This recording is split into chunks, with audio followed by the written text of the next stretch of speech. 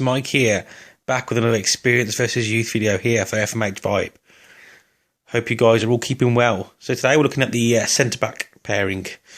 So in the last video I did, I was more talking about left-backs, but I suppose in a way I meant wing-backs, because it's obviously there's no point me doing a right-back one, because it's the same qualities and stuff, so there won't be a right-back one. So yeah, I apologise for keep saying left back, I suppose, in a way, but I meant wing backs and, you know, in general, left or right back. So now we're going to look at the central defensive partnerships. So we've got Pep versus Laporte here.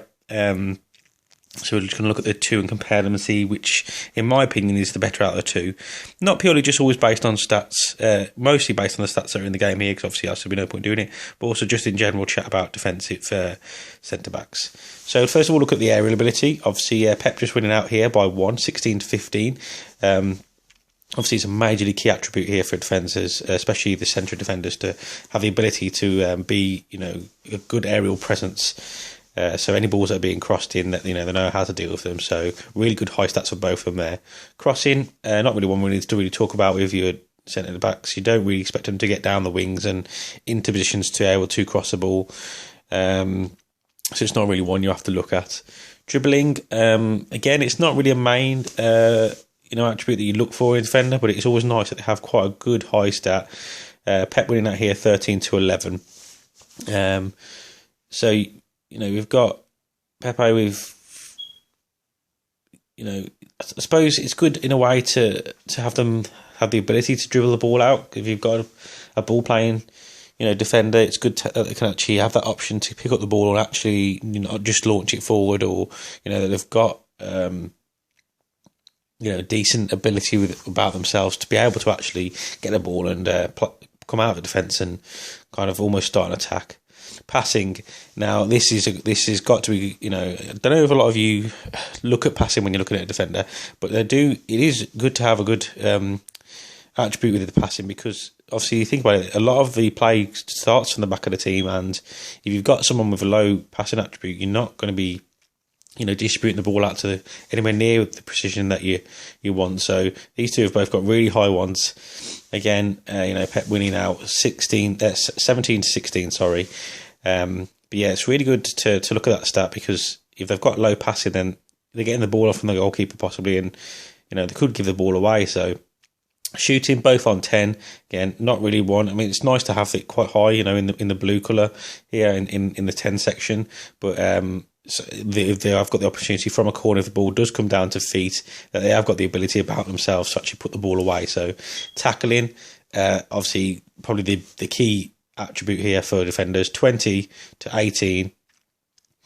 Laporte only on 18, but, you know, that's still really good for a 20-year-old to have such good tackling. Obviously only way to go is improve for that 20-year-old. But yeah, 20 there. I mean, you know, you can't get much higher on the game than that. So obviously, you know that your defenders need tackling. If you don't know your defenders need tackling, I don't know what you're doing playing the game. Technique, again, not really one you look at too much with defenders. Obviously, it's good to have a decent technique, I suppose, in a way, but it's not really an attribute I look at. But obviously, if it's in the high kind of, you know, teens, you know, it's always a nice one to have in the bag. Aggression. Laporte winning this one, I suppose, in a way, because he's only got 14 compared to Pep's 18. Obviously, he gets a lot of red cards and you know, picks up a lot of stupid, needless. He gets quite hot-headed and, you know, lets his emotions boil in real life. So I suppose in the game that could happen as well. 14 again, it's probably still a little bit too high for my liking, but it's definitely better than 18. Creativity, 13. I don't really need to talk about that one much. It's not really something that I look at in my defence. Again, if it's still a good, you know, attribute, and it's in, you know, high teens again, then it's always a win. Decisions, 20 to 17. Pepe, he's got 20 against Laporte, 17. So this is, again, it's another key attribute I always look at with defenders, decision making. So again, for corners, are they going to stick to the man, are they going to come out? You know, if to go into a tackle, if to stand off the player. I suppose again, this one's more from experience. If you know in your decision making gets better and better with time, especially with certain players, you know, you can almost read the game in front of them, so you know what they're kind of got to do before they do it, or predict what they're going to do. So you can cut out that ball, or intercept a pass, a key pass in the game.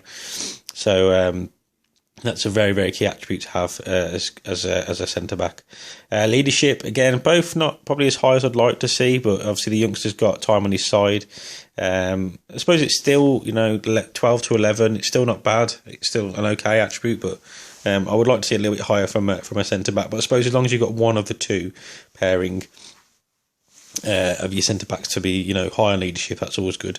Positioning, again, kind of along with decision making, obviously vitally important for defenders to have good positioning skills, so they know they've got a good starting point, so they don't get caught out with balls over the top and all that kind of thing. If they've got a fast player, they know to leave a little bit, leave a little bit of room on them, because once they start running, they've got to catch them up. So especially with the older players, they know they've got a pacey striker, then to maybe just back off a little bit, just to give them enough space, so if the ball does come over the top, that you're going to be able to catch up with them basically.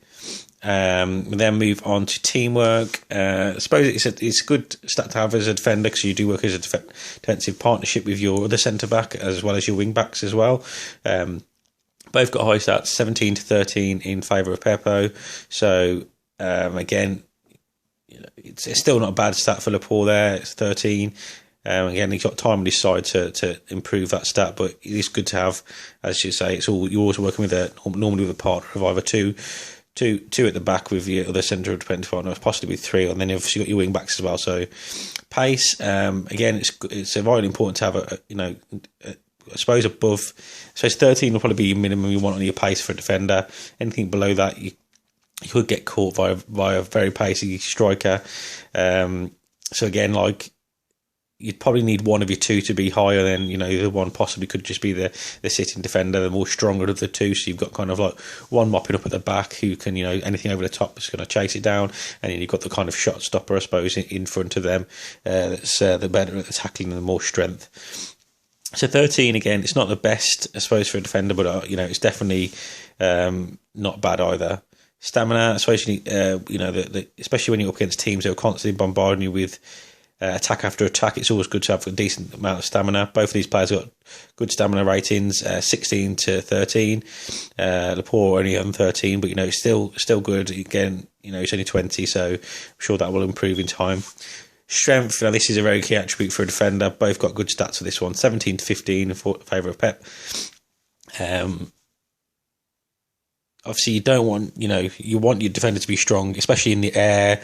You don't want them to get muscled off the ball by strikers. You want them to be, a big, solid kind of unit in front of your goalkeeper that you're pleased with, and not going to get through, and look to kind of, stop the attack from manoeuvring by using their strength. They're not going to get pushed off the ball as well, and in them aerial battles, they're going to be able to be big and strong in the air.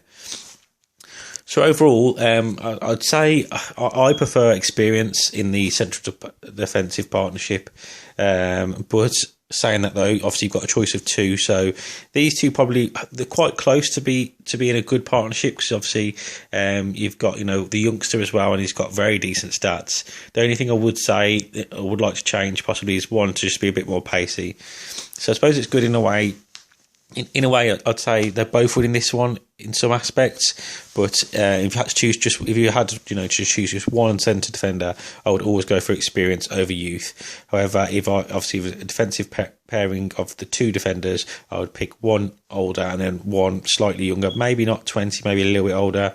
Not sure, but he is good, and if you could work on his pace slightly, to get him up to maybe 16, 17 in pace, which I'm sure in time he could do, that would be an awesome partnership, because they've both got really good attributes about themselves, but you just need one to be a little bit faster, just for anything over that top of the defence, so that one of them can actually be able to catch up to the striker and obviously stop the danger.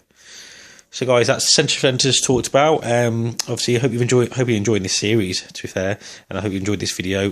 Next up, we'll be talking about midfielders, and I think I'll probably do left-sided midfielders. Well, sorry, not left-sided midfielders, left and right-sided midfielders in the next one. So join me in the next episode, guys. So I hope you've enjoyed this one, and I'll speak to you guys soon.